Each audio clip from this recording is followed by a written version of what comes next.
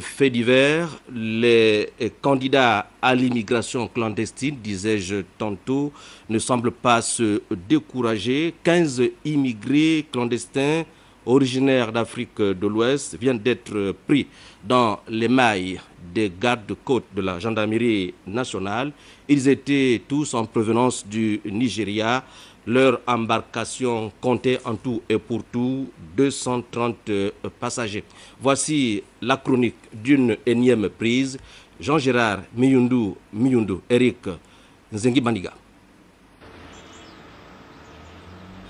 C'est à bord de cette embarcation de 33 mètres de long, 3 mètres de large, 2,50 mètres de profondeur et équipée de 4 moteurs que les dos mouillés ont bravé vents et marées pour accoster au Gabon. Sur plus de 230 qu'ils étaient, seuls 15 ont été appréhendés. Les autres se sont déjà infiltrés dans la ville. On compte 4 Togolais, 5 Béninois et 6 Burkinabés du pays dit des hommes intègres. Si tant est que la définition du mot intégrité soit la même partout. Parmi ceux clandestins, on trouve des diplômés. Bon, moi j'étais un agent d'entretien au Togo, à la poste du Togo. Et il y a un monsieur nigérien, il est venu discuter avec moi, que combien on me paie ici. Je lui ai donné mon temps. Il me disait que non, qu'il va me chercher le boulot. Je vais chercher de l'argent, il va m'amener au Gabon, il va me faire des papiers. Et bon, c'est en décembre, il m'a vu. De temps en temps, il a pris mon numéro. Il est au Bénin, il m'appelle qu'on va passer par le Bénin, il va me faire le papier, on va prendre le bateau. Le 15, il m'a appelé et le 14, il m'a appelé. Je suis devenu le rejoindre au Bénin. J'ai fait tout possible, aller le retrouver là-bas. Il m'a logé à l'hôtel. Le lendemain, vers 4 heures comme ça, moi je crois que nous partons ça. Après, tu m'amènes au Nigeria, dans la Boussa, quelque part au bord d'une rivière. Je ne connaissais pas l'endroit. Arrivé, il y avait des gens. Moi je crois que j'étais seul. Comme la manière m'a parlé, je crois que j'étais seul. Arrivé, il y avait des gens au bord de la rivière là-bas. Et ce qui m'a parlé, il y a des tout petits.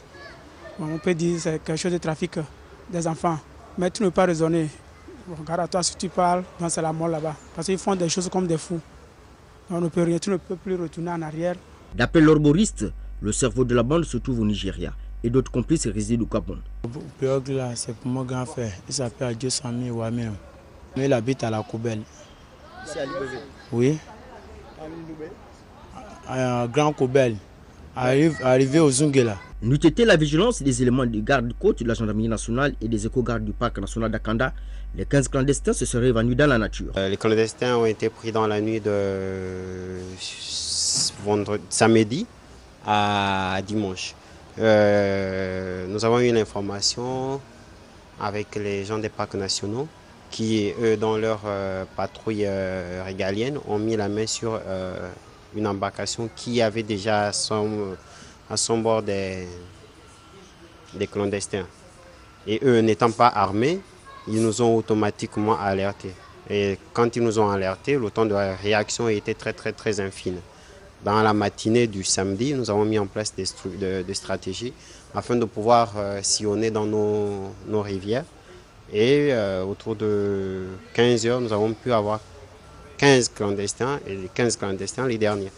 Il est temps d'annihiler toute intrusion ou évasion de quelque nature que ce soit en suréquipant les gardes-côtes gabonaises de patrouilleurs, afin qu'ils assurent sereinement leur mission de police maritime. Les équipements ne doivent pas seulement être exhibés lors des parades militaires du 17 août. Les clandestins doivent aussi se le tenir pour dit. Le Gabon n'est pas la terre promise où coule le miel.